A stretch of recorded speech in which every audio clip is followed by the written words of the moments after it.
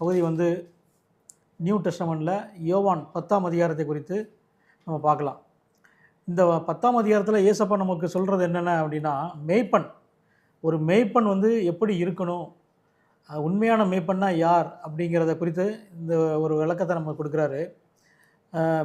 முதல் வசனம், மெய்யாகவே மெய்யாகவே நான் உங்களுக்கு சொல்லுகிறேன், ஆட்டு தொழுவத்துக்குள் வாசல் வழியாய் பிரவேசியாமல் வேறு வழியாய் ஏறுகிறவன் கள்ளனும் கொள்ளைக்காரனுமாக இருக்கிறான் அப்படிங்கிறார்.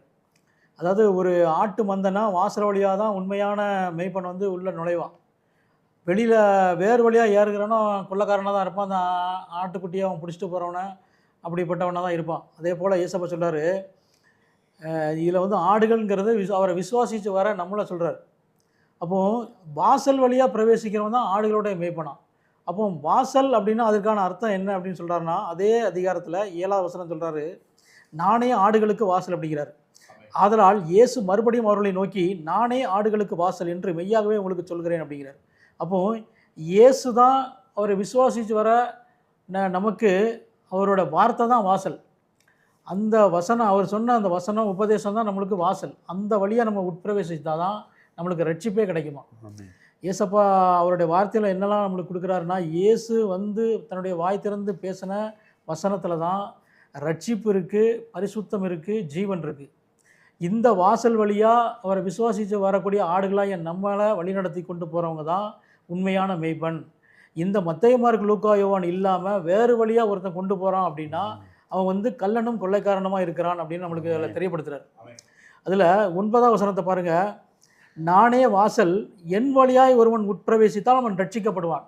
ஸோ ஒரு மனுஷன் ரட்சிக்கப்படணும் அப்படின்னா இந்த அதாவது வாசல்னு சொல்லப்படுகிற அந்த இயேசுவோடைய வசனம் தான் வழி, வேறு ஆப்ஷனே கிடையாது.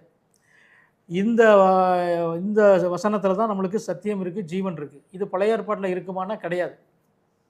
இப்போ இந்த மெசேஜை பார்த்துட்டு இருக்கவங்களுக்கு ஒரு டவுட் இருக்கும். அதாவது பழைய ஏற்பாட்டில் தான் ஜீவன் இருக்க, கிருபை இருக்குது அப்படின்னு நீங்கள் வேறு மாதிரி நினைக்கலாம். ஆனால் வசனம் தெளிவாக சொல்லுது, அவர் தன் வாய் திறந்து பேசின வார்த்தையில் தான் ஜீவன் இருக்குது. இயேசு தான் ஜீவன், அவருடைய வார்த்தை தான் ஜீவன். யோவான் 6:63 சொல்கிறது, நான் உங்களுக்கு சொல்லுகிற வசனங்கள் ஆவியாயும் ஜீவனுமாயும் இருக்கிறது அப்படிங்குது. அப்போ இயேசு தன்னுடைய வாய் திறந்து பேசின வசனத்தில் தான் நம்மளுக்கு ஜீவன் இருக்குது. ஸோ இயேசு வந்ததே தன்னுடைய இரத்தத்தினால நமக்கு பாவ மன்னிப்பு கொடுத்து, அவருடைய வசனத்தினால, அவருடைய வார்த்தையினால் நம்முடைய ஆத்மாவை பரிசுத்தப்படுத்துகிறாரு. அதன் நிமித்தம் நமக்கு ஜீவன் வருது.